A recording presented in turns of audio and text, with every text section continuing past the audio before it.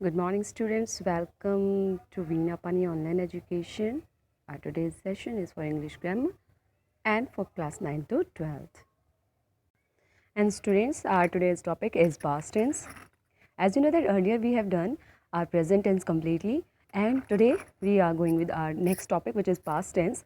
And today we have to cover for all the types of past tense, which is past indefinite tense, past continuous tense, past perfect tense, and past perfect continuous tense. So let's start with the past indefinite tense. Yes, students, first of all, we have to know that what is past indefinite tense. The simple past is used to describe an action, an event, or condition that occurred in the past. Okay, the simple past, it means सबसे मतलब जो अगर हम साधारण शब्दों में कहें, साधारण रूप में कहें, तो जो पास्ट टेंस होता है वो कब यूज़ होता है, जब वो बताता है, डिस्क्राइब एन एक्शन, किसी भी कार्य को कि एन इवेंट, कोई भी जो मतलब इवेंट हुआ है, और कंडीशन, या फिर कोई भी मतलब ऐसी चीज़ जो होती है ना, कोई भी चीज़ हुई है, कोई एक्शन हुआ, कोई इवेंट हुआ है, कुछ भी हुआ है, that occurred in the past, वो कब हुआ है, पास्ट में हुआ है, हमारे भूतकाल में हुआ है, पहले पूर्व समय में हुआ है. फॉर एग्जाम्पल आई प्लेड, जैसे एग्जाम्पल में देखिए आई प्लेड यानी कि मैं खेला. ही और शी प्लेड, ही और शी सब्जेक्ट्स हैं आपके, प्लेड वही खेला. खेला मतलब खेल चुका हूँ, खेला था, ये नहीं कि खेल रहा हूँ, खेला हूँ, मैं खेला. ओके, अब देखिए नेक्स्ट है हमारा. देखिए आइडेंटिफिकेशन कैसी होती है इसकी, पास्ट इंडेफिनिट टेंस की आइडेंटिफिकेशन कैसी होती है. At the end of the sentence we find, वाक्य के अंत में हम क्या पाएंगे, उनके अंत में क्या होगा, या, ये, ए, आ, ई. यानी कि अगर हम एग्जाम्पल से देखें तो वह दिल्ली गया, यानी कि वह दिल्ली गया, उसने मुझे बुलाया, वह दिल्ली गया, उसने मुझे बुलाया, वह बाज़ार गई, इत्यादि. जैसे जो भी हम देखेंगे ना पास्ट इंडेफिनिट टेंस में बेटा, उसमें क्या होगा, आपका जो ये होगा सेंटेंस होगा, गिवन सेंटेंस होगा, जो वाक्य होगा, वाक्य के अंत में आपको या, ये, ए, आ, ई, ये सब मिलेंगे आपको, और इन सब के मिलते ही आप तुरंत आइडेंटिफाई कर लेंगे कि ये तो पास्ट इंडेफिनिट टेंस है, क्योंकि आपको पढ़ने से ही पता चल जाएगा. जैसे कि है वह दिल्ली गया, यानी पास्ट में गया, वो अभी प्रेजेंट नहीं है और फ्यूचर में नहीं जाएगा, वो पास्ट में जा चुका है, गया. ओके, तो यही आपका शो कर देगा, लास्ट का जो वर्ड है सेंटेंस के एंड में जो वर्ड्स है वो आपका शो कर देगा कि ये पास्ट इंडेफिनिट टेंस है. हाँ जी स्टूडेंट्स, तो देखिए पास्ट सिंपल का अगर हम स्ट्रक्चर की बात करें तो पास्ट सिंपल का स्ट्रक्चर क्या होता है बेटा. पास्ट सिंपल का स्ट्रक्चर होता है, बहुत इजी है.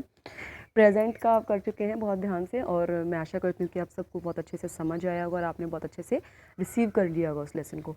तो अगर आपने रिसीव कर लिया है तो आपको पता होना चाहिए कि हम जो है सब्जेक्ट प्लस हेल्पिंग वर्ब भी यूज़ करते हैं, वर्ब भी यूज़ करते हैं, मेन वर्ब भी यूज़ करते हैं, और ऑब्जेक्ट भी यूज़ करते हैं. मेनली हमारा क्या होता है, जब हम किसी भी चीज़ की, मतलब इंडेफिनिट की बात कर रही हूँ मैं, कॉन्टिन्यूस की बात नहीं कर रही यहाँ. इंडेफिनिट में जब हम फर्स्ट हमारा सेंटेंस बनाते हैं ना, जो अफर्मेटिव होता है, जो पॉजिटिव होता है, उसमें हम क्या करते हैं, सिर्फ सब्जेक्ट और मेन वर्ब प्लस ऑब्जेक्ट हम ये ले लेते हैं. ठीक है, तो पास्ट इंडेफिनिट टेंस में हम क्या करते हैं, जब हमारा पॉजिटिव वे आता है तो उसमें हम क्या करते हैं बेटा, सबसे पहले हम लेते हैं हमारा सब्जेक्ट. ठीक है, सब्जेक्ट, फिर हम लेते हैं हमारी वर्ब की सेकंड फॉर्म. प्रेजेंट में हम क्या यूज़ करते थे, वर्ब की फर्स्ट फॉर्म के साथ एस और ई एस, लेकिन पास्ट में हम क्या करेंगे, वर्ब की सेकंड फॉर्म, रिमेंबर दैट. ठीक है, वर्ब की सेकंड फॉर्म हम पास्ट में यूज़ करते हैं, प्लस हम क्या लगाते हैं, ऑब्जेक्ट, जो हमारा रेस्ट ऑफ द सेंटेंस बच जाता है ऑब्जेक्ट्स में. ठीक है, एग्जाम्पल देखिए, he played football, he played football, वो उस मतलब ही प्लेड फुटबॉल, उसने फुटबॉल खेला. ठीक है, या फिर खेलता था, वो फुटबॉल खेलता था. ता था, ती थी, ते थे, ये भी आ सकते हैं. ता है, ती है, ते हैं, ये हमारे प्रेजेंट है. ता था, ता थी, ती थे, ये सब आपके आएंगे पास्ट इंडेफिनिट में. अब नेगेटिव सेंटेंस में देखिए क्या होता है, सब्जेक्ट, फर्स्ट हम सब्जेक्ट तो हमेशा लेते ही हैं, सब्जेक्ट के साथ हम क्या लगाते हैं बेटा, subject plus did plus not. ठीक है, और उसके साथ हम क्या लगेंगे, वर्ब की फर्स्ट फॉर्म, वर्ब की सेकंड फॉर्म नहीं आएगी. ये बात आप हमेशा याद रखिएगा बेटा कि डिड पास्ट में सिर्फ हम एक ही जगह पे वर्ब की फर्स्ट फॉर्म यूज़ करते हैं, और वो है हमारा डिड. हेल्पिंग वर्ब जब हम डिड यूज़ करते हैं तो हम इसके साथ कभी भी वर्ब की सेकेंड फॉर्म यूज़ नहीं करते हैं. We have always use first form of the verb. ठीक है, सेकेंड फॉर्म हम यूज़ नहीं करेंगे. हमें डिड के साथ वर्ब की फर्स्ट फॉर्म ही यूज़ करनी होती है. वो चाहे फिर आपका नेगेटिव सेंटेंस हो, इंटेरोगेटिव सेंटेंस हो या फिर इंटेरो-नेगेटिव सेंटेंस हो, आपको हमेशा डिड के साथ वर्ब की फर्स्ट फॉर्म ही यूज़ करनी है. ओके, जैसे देखिए यहाँ पे subject plus did plus not plus verb की फर्स्ट फॉर्म फिर प्लस ऑब्जेक्ट है. ठीक है बेटा, तो देखिए हमारा एग्जाम्पल क्या निकलेगा. He did not play football. पहले हमने क्या किया, he played football, he did not play football. Interrogative भी सेम ही रहेगा. डिड आपका पहले आ जाएगा प्लस सब्जेक्ट आ जाएगा, फिर हमारी बेस फॉर्म यानी कि वर्ब की फर्स्ट फॉर्म आ जाएगी जो मेन वर्ब है, प्लस हमारा ऑब्जेक्ट और लास्ट में हमारा क्वेश्चन मार्क. ठीक है, did he play football. Okay, next है हमारा बेटा पास्ट कॉन्टिन्यूस टेंस. हाँ जी बेटा, नेक्स्ट हमारा क्या है, past continuous tense. Continuous, as you know that continuous मतलब क्या होता है, प्रोग्रेसिव, है ना. प्रोग्रेसिव मतलब कि प्रेजेंट में तो हम बोल सकते हैं कि प्रोग्रेसिव मतलब क्या होता है कि वो लगातार चल रहा है, लेकिन पास्ट में क्या है, प्रोग्रेसिव का मीनिंग क्या है पास्ट में, आइए भी देखते हैं.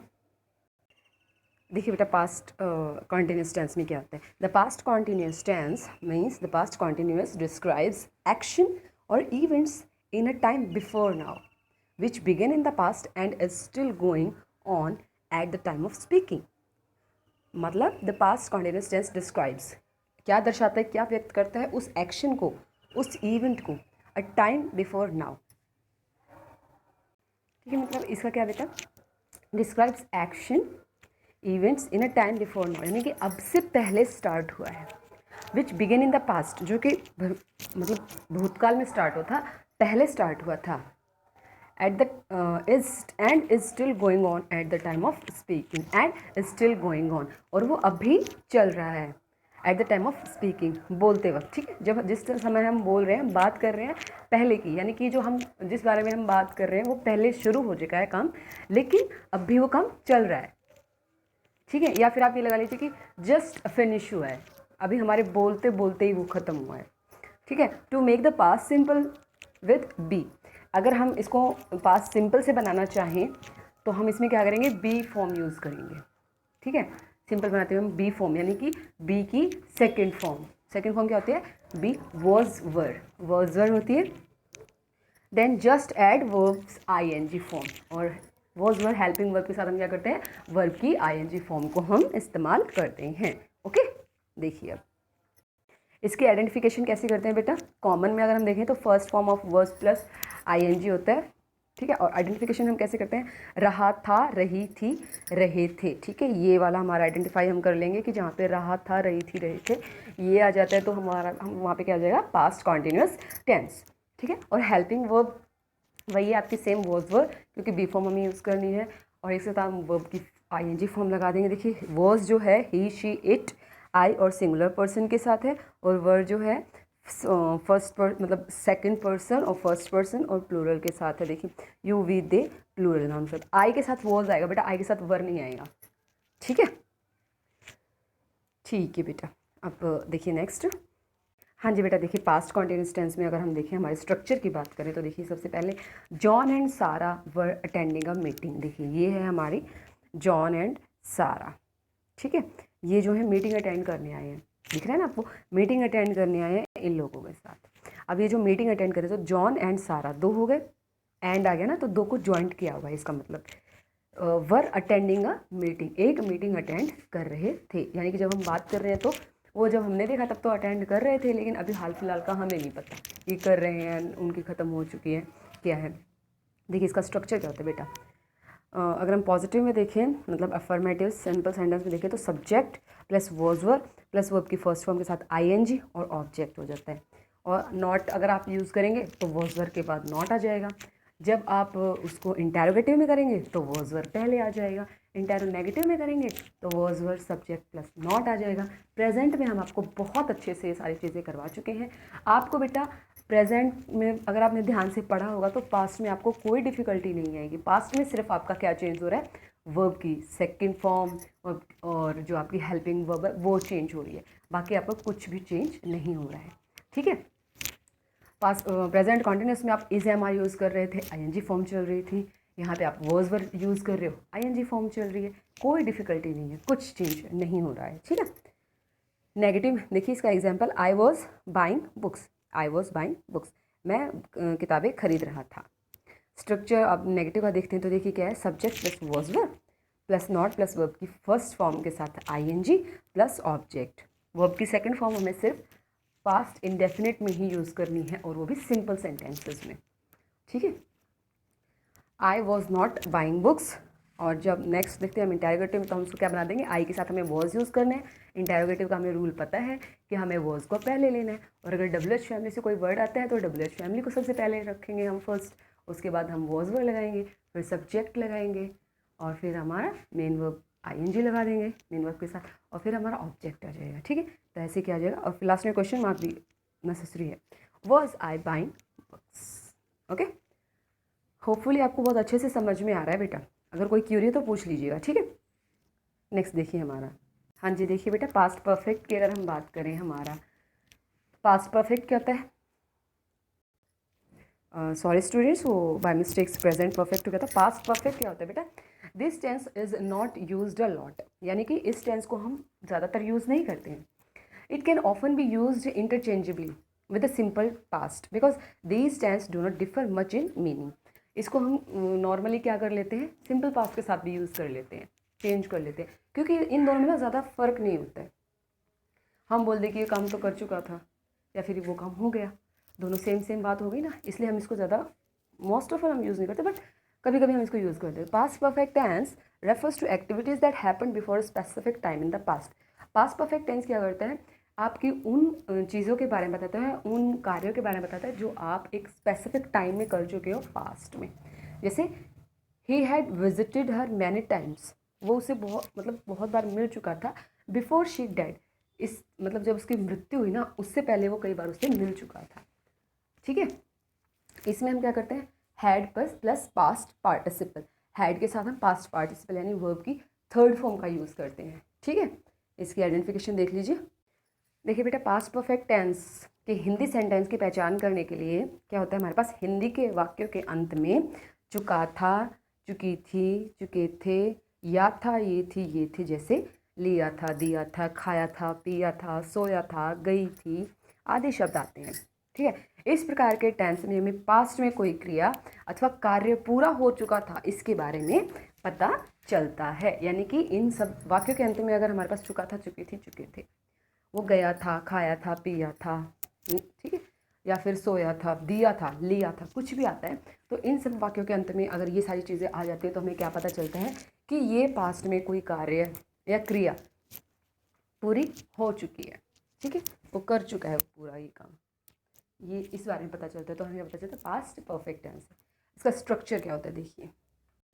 हाँ जी स्टूडेंट्स, देखिए पास्ट परफेक्ट का अगर हम स्ट्रक्चर देखते हैं तो अब तक हमने क्या किया, प्रेजेंट परफेक्ट में हम क्या करते थे, हैज़ हैव लगाते थे, और पास्ट परफेक्ट में हम क्या करेंगे, हैड करेंगे। कोई दिक्कत ही नहीं है स्टूडेंट्स कि आपको सिंगुलर प्लूरल की तो कोई दिक्कत ही नहीं, सबके साथ आपको हैड पुट करना है। ठीक है, हैड को फिक्स कर लीजिए, इधर वो सब्जेक्ट फर्स्ट पर्सन हो, इधर सेकंड पर्सन हो। ठीक है, फर्स्ट इसका स्ट्रक्चर सबसे इजी मेरे को लगता है ये आपके लिए होने वाला है।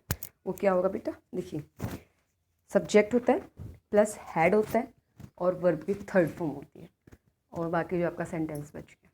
देखिए इसमें देखिए आप लास्ट अगर आप स्टार्टिंग से देखें तो she had clean the room, she had clean the room when, ये बताता है क्या कि इसने जो है ना कमरा साफ़ कर लिया था। व्हेन क्या, अब हमें क्या बताना है कि एक स्पेसिफिक टाइम भी तो हम डिनोट करेंगे ना। When I got home yesterday, जब कल मैं घर गया ना उससे पहले वो अपना काम जो कमरा है वो साफ़ कर चुकी थी। अगर स्ट्रक्चर के साथ हम चले तो she had written an essay, she had written an essay, जब नॉट आएगा तो हैड के बाद नॉट, और डब्ल्यू एच फैमिली अगर आ जाती है इंटेरोगेटिव सेंटेंसेस में तो क्या होगा, पहले आ जाएगी हेड से, और अगर सीधा हेड से क्वेश्चन पूछा गया है यानी क्या से सीधा क्वेश्चन पूछा गया है तो हम हेड को पहले ही रखेंगे। ठीक है, head plus subject plus verb की थर्ड फॉर्म के साथ ऑब्जेक्ट, फिर हमारा क्या आ जाएगा, क्वेश्चन मार्क। ओके स्टूडेंट्स, देखिए अब होपफुली ये ज़्यादा कॉम्प्लिकेटेड नहीं है स्टूडेंट्स आपके लिए, क्योंकि सब कुछ वही चल रहा है, हम सिर्फ हेल्पिंग वर्ब चेंज कर रहे हैं। फिर भी अगर आपको थोड़ी बहुत दिक्कत आए तो you can ask any time.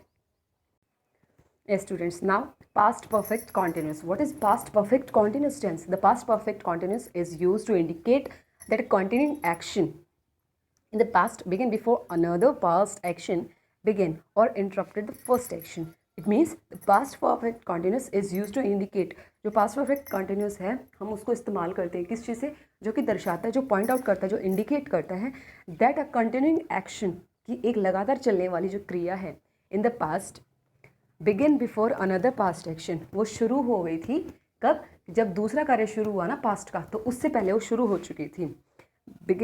Action begin और इंटरप्टेड द फर्स्ट एक्शन, जैसे ही और वो जो दूसरी क्रिया शुरू होती है ना, उससे पहले जो पहले वाली क्रिया है वो तो शुरू हो चुकी थी, लेकिन जो दूसरा एक्शन सेकंड एक्शन हुआ है ना, उसने फर्स्ट एक्शन को थोड़ा सा इंटरप्ट यानी कि थोड़ा सा डिस्टर्ब कर दिया है। और इसमें बेटा जैसे कि आपने प्रेजेंट परफेक्ट कॉन्टिन्यूस में देखा था सिंस एंड फोर, अभी हमने एग्जाम्पल में नहीं लिया, हम आपको बताएंगे। सिंस एंड फोर भी आता है पीरियड ऑफ टाइम और पॉइंट ऑफ टाइम को शो करने के लिए। जहाँ पे फिक्स होता है वहाँ पे आता है आपका सिंस, जहाँ पे अनफिक्स होता है आपको सिर्फ पॉइंट ऑफ टाइम दिया गया है, सॉरी पीरियड ऑफ टाइम और पॉइंट ऑफ टाइम आप देख लीजिएगा, ठीक है। उसमें आप सिंस और फोर यूज़ करेंगे। ओके, देखिए आई हैड बीन प्लेइंग, यही आपकी हैज़ एवर बीन था, आपका हैड बीन हो गया, प्लेइंग हो गया, वो की आईएनजी फॉर्म आ गई प्लस ऑब्जेक्ट आ गया, सिंस फोर के साथ आप टाइम शो कर दोगे, कोई डिफ़िकल्टी नहीं है, बिल्कुल ईजी है सब कुछ। देखिए नेक्स्ट, हाँ जी स्टूडेंट्स, देखिए पास्ट परफेक्ट कॉन्टिन्यूस टेंस जो है ना, इसकी क्रिया से यह बोध होता है, ये पता चलता है कि कोई कार्य भूतकाल में लगातार कुछ समय तक जारी रहा। जैसे मैं 2 वर्षों से पढ़ रहा था, अभी तो मेरी ख़त्म हो गई, लेकिन 2 वर्षों से पढ़ रहा था। जिस हिंदी वाक्य की क्रिया के अंत में ता रहा था, ती रही थी, ते रहे थे इत्यादि शब्द रहें, उस क्रिया के यानी कि उसको अगर हम कन्वर्ट करते हैं इंग्लिश में, अनुवाद करते हैं, उसका ट्रांसलेट करते हैं, पास्ट परफेक्ट कॉन्टिन्यूस टेंस में होगा। उसको हम किस चीज़ में कन्वर्ट कर देंगे, had been plus verb ING form में, ठीक है। देखिए students, past perfect continuous tense की अगर हम बात करते हैं तो देखिए क्या है, subject plus had plus been plus verb की आईएनजी फॉर्म, ठीक है। They had been playing tennis, ठीक है। एंड जब हम हैड नॉट की बात करते हैं तो हैड नॉट और हैडंट हमने यहाँ पे इसलिए शो किया है बेटा, क्योंकि जो आपकी हैडंट है वो शॉर्ट फॉर्म हो जाती है, ओ का लोप हो जाता है यहाँ पे, और हम अपोस्ट्रोफ एस यूज़ कर लेते हैं, अपोस्ट्रोफी, ठीक है। और जब हम इंटरोगेटिव की बात करते हैं तो as usual you know very well that we have to put had before the subjects, after that we have to use been, and when it becomes interrogative we have to put not before the been and after the subject, between the subject and been, okay. And after been we have to use verbs first form and plus ing plus object plus question mark.